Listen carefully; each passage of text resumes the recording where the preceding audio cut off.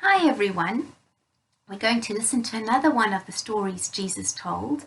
This one is called The Lost Son, and you can find it in the Gospel of Luke, chapter 15. Once there was a man who had 2 sons. As he was getting old, he called his sons, and he said to them, "I'm going to leave my land to you. It is up to you what you do with it." The older son said, "Thank you, Dad," and he kept the land and he worked on it, and he looked after the animals and the orchards and stayed on the land with his dad and his family. The younger son said, "Whoa, thank you, Dad. I'm going to take the land now and I'm going to sell it. And I'm going to take the money and I'm going to see the world and I'm going to have fun. I'm going to use the money and I'm going to have fun." So that is exactly what the younger son did. He sold the land and he took the money and he went to the city. And he saw all the things he wanted to see. He explored new places, he met new people, he had fun, and he spent all the money. Eventually, he had no money left. But he hadn't been wise and he hadn't been working and saving any money. So now he had no place to stay. The people in the town and the city didn't really care because they didn't really know him. And they thought, "You haven't got any money to pay me for rent or to stay here. Sorry, you can't stay here."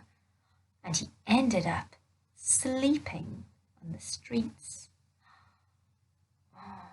And he wasn't very happy and he was very sorry for the choices that he had made. And he thought, "Oh, I should have kept the land and I should have stayed with my dad. I've made some bad choices. I've wasted all the money."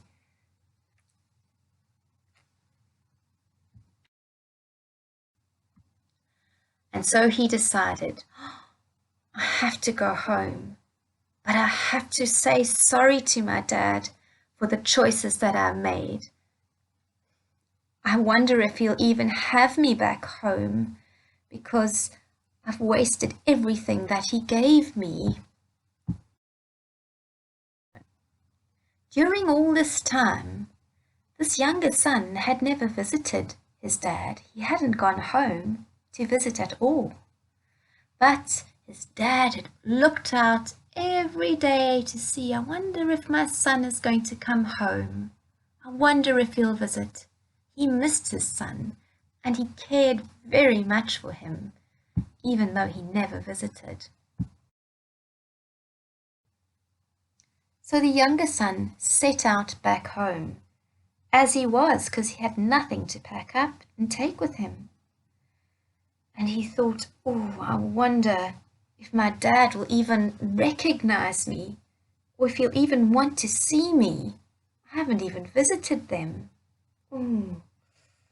Anyway, he took a deep breath as he got to the edge of his father's land.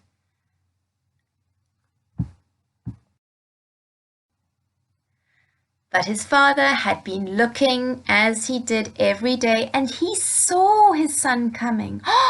He was so excited. He rushed out to meet him, and he saw him and he met him. And he said, "My son, I'm so glad you've come home. I'm so happy to see you."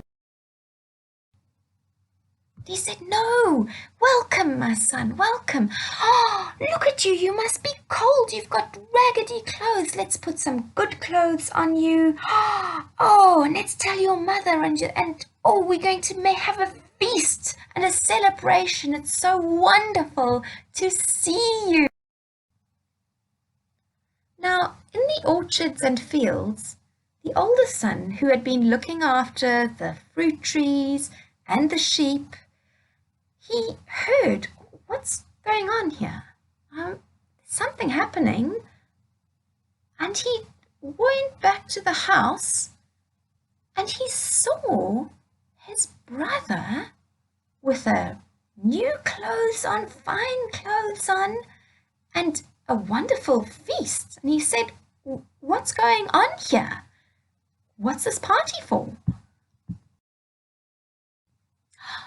"Oh, my boy, your brother, we haven't seen for ages. He's come home. It's so wonderful to have him back home with us."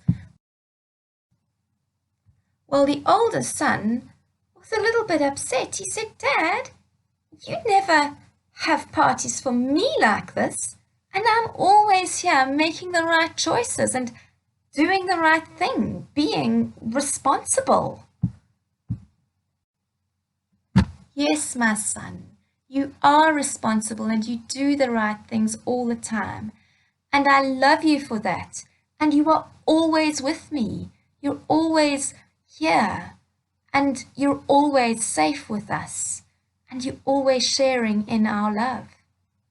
But your brother, who went away and lost everything, he realized that he could come home and that we do still love him. So let's welcome him back and let's be a family again and share our love. Let us pray.